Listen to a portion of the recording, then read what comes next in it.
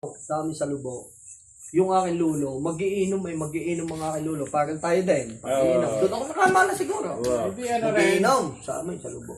Ngayon dumating.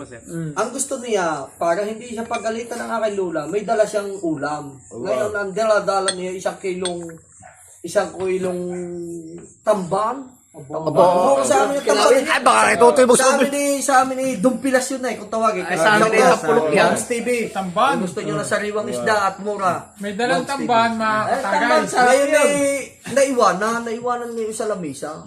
Naiwanan sa lamisa at sobrang lasing na. Wow. Ay, kinain niya yun ng pusa. Ay, di nung umaga nagalit yung asawa. Kala ko may dala kang isda, kinain nga nung pusa. Ay, nagalit ngayon sa pusa, doon sa, yung aking lulo, nagalit doon sa pusa.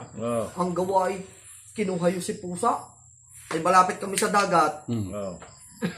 Isinakay sa bangka, sila lang daw, sagwan. Pagdating sa gitna, inihagis yung pusa.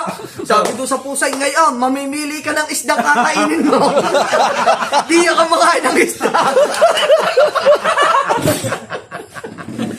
Yari na naman!